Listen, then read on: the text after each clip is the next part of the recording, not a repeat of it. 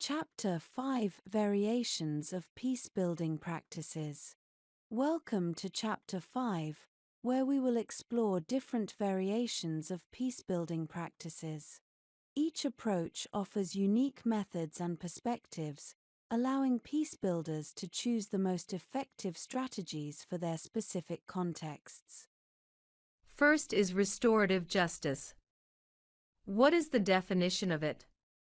Restorative justice focuses on repairing the harm caused by criminal behavior through cooperative processes that include all stakeholders. Methods. Number 1 is victim-offender mediation, facilitated meetings between victims and offenders to discuss the impact of the crime and agree on steps to make amends. 2 is circle processes, involves the community in dialogue circles to collectively address the aftermath of a crime and work towards healing and resolution. Benefits. Empowerment empowers victims by giving them a voice and a role in the justice process. Accountability encourages offenders to take responsibility for their actions and make reparations.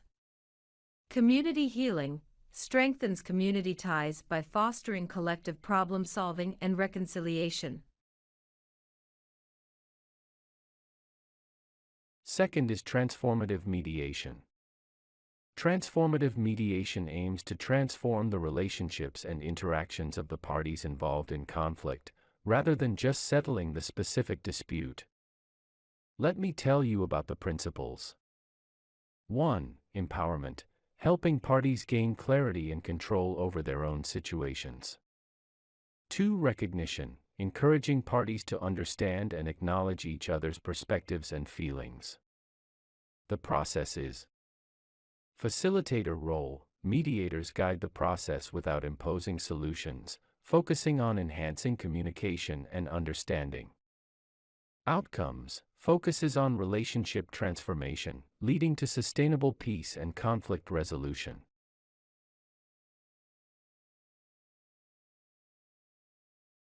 Third one is community-based peacebuilding. Community-based peacebuilding involves local communities in the peace process, leveraging local knowledge, traditions, and capacities. Okay, nice, but what are the approaches? First one is grassroots initiatives, empowering local leaders and groups to lead peacebuilding efforts tailored to their community's needs. Second one is participatory methods, involving community members in decision-making and implementation of peace projects. Let's see some examples. Example from the local peace committees, groups formed within communities to address conflicts and promote reconciliation. Example from youth engagement programs, initiatives aimed at involving young people in peacebuilding activities and leadership. Let's see the last one, which is peace education. Peace education aims to teach individuals, especially young people, the knowledge, skills, and attitudes necessary to promote peace and resolve conflicts nonviolently. Curriculum. Conflict resolution skills, teaching techniques for resolving disputes peacefully. Global citizenship, promoting understanding and respect for diversity and human rights. Implementation. Schools and universities, integrating peace education into formal education systems. Community workshops, providing informal education through workshops and seminars for all age groups. Now we explore to get the variations of peacebuilding. By exploring these variations of peacebuilding practices, you can choose the methods that best suit your context and contribute effectively to creating lasting peace in your community. Chapter 6, Practice 2, Practical Strategies for Conflict Resolution. Welcome to Chapter 6, where we will delve into practical strategies for conflict resolution. These strategies are essential tools for peace builders, enabling them to address conflicts constructively and work towards sustainable solutions.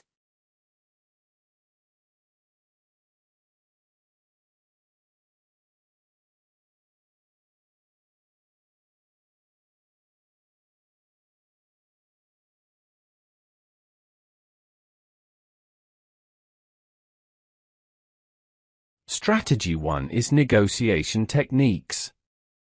Let's see the preparation.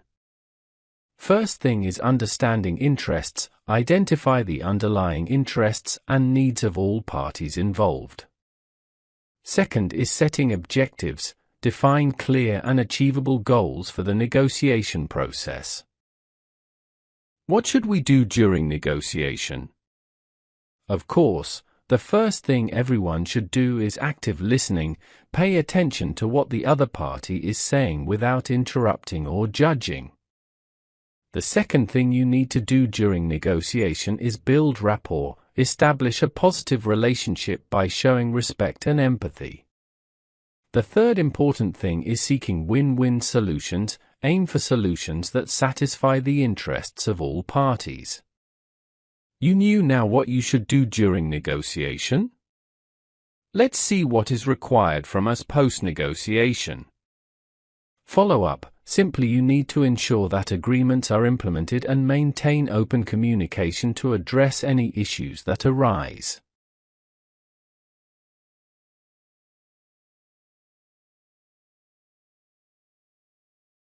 Now, after we covered mostly everything about the first strategy, let's see together the second one, which is mediation skills.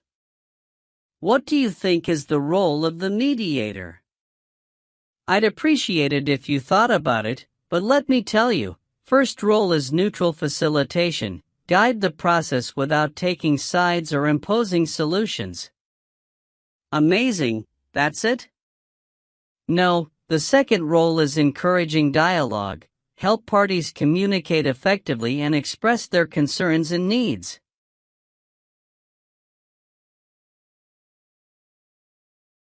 Perfect.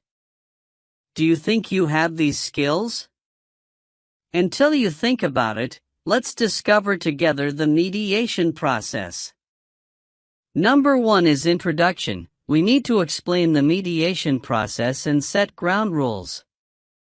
Number 2 is issue identification. Allow each part to share their perspective and identify key issues. Number 3 is exploring solutions.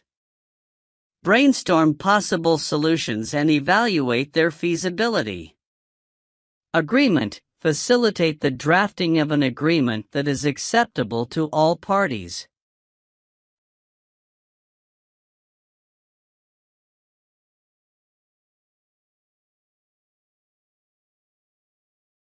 For the third strategy, we will talk about conflict analysis. Understanding the conflict, how to do so. To understand conflict, we need a root cause, identify the underlying issues that led to the conflict. Then we need to recognize all parties involved and their respective interests and positions. To do this analysis, we need some tools, right?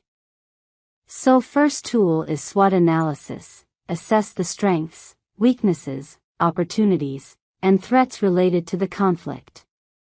A second helpful one is conflict mapping, create a visual representation of the conflict, showing the relationships between parties and issues.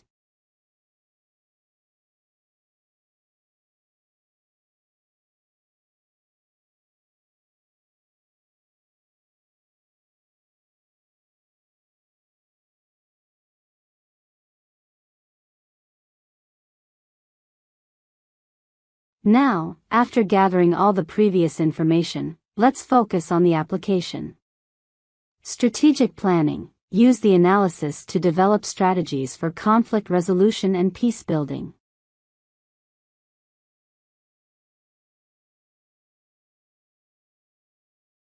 The last strategy is facilitation techniques.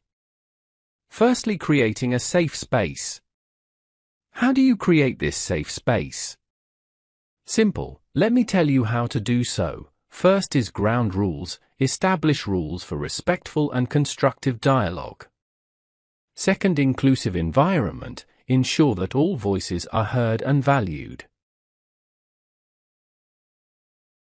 After creating your safe space, you need facilitating discussions.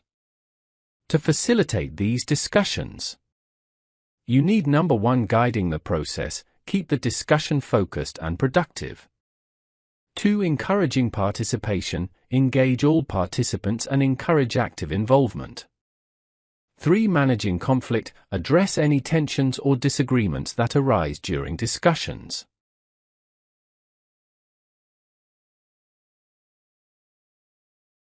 By mastering these practical strategies for conflict resolution, you will be better equipped to handle conflicts effectively and contribute to building lasting peace in your community.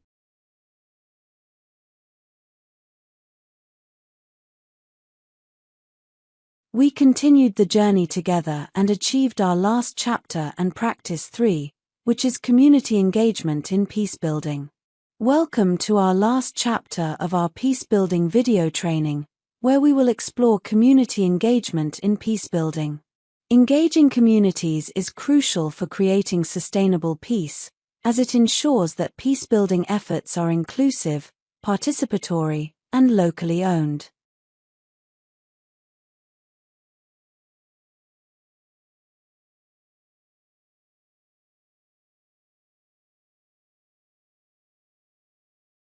What is the importance of community engagement? Community engagement in such a topic is really important. When community engage, they feel a sense of ownership. When communities are involved in peacebuilding, they are more likely to take ownership of the process and its outcomes. Secondly is sustainability. Engaging communities helps to ensure that peacebuilding initiatives are sustainable and continue to have an impact over time. Of course, when the community knows all this information, there will be a local knowledge. Communities possess valuable knowledge and insights that can enhance peacebuilding efforts. But of course, we need strategies for community engagement, right? Yes, don't worry, all covered. First strategy for community engagement is participatory approaches. To do so, we need 1, inclusive decision-making. Involve community members in decision-making processes to ensure that their voices are heard and their needs are addressed. 2, a collaborative planning. Work with community members to co-create peace-building plans and initiatives.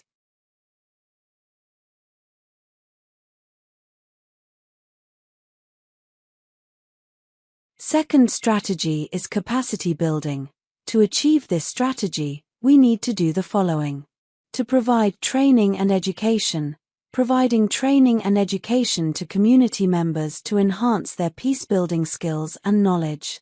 And als empowerment. We need to empower community members to take leadership roles in peacebuilding efforts. The third strategy for community engagement is communication. Communication is always the key.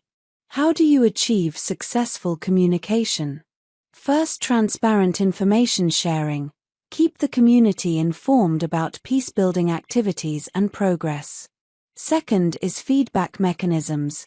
Establish mechanisms for community members to provide feedback and suggestions.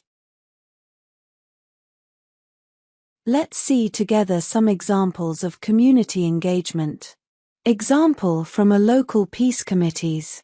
Groups formed within communities to address conflicts, promote reconciliation, and support peacebuilding efforts. And another example from community dialogues. Structured discussions that bring together diverse community members to discuss issues, share experiences, and develop solutions.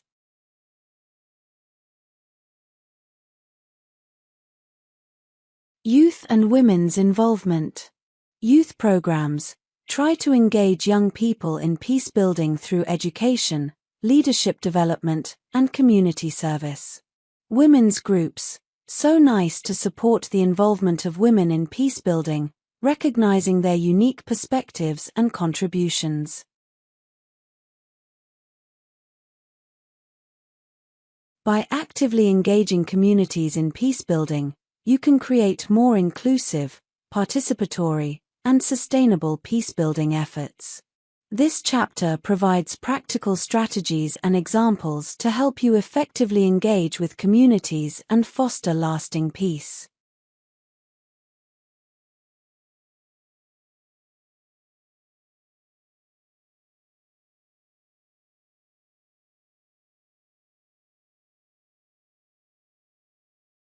Finally, the conclusion of our video training.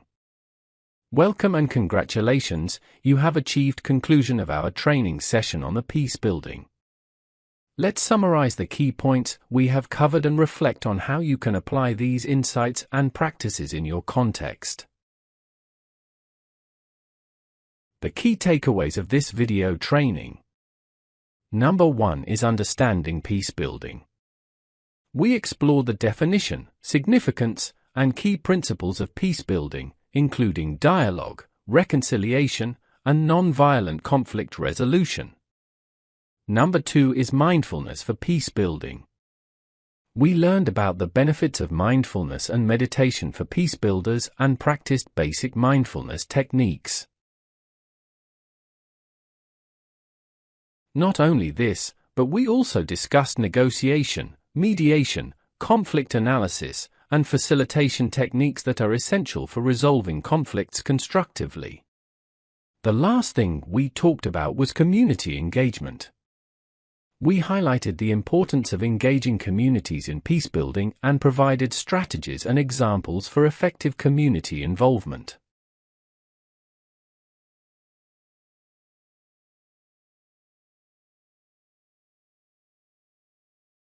Perfect.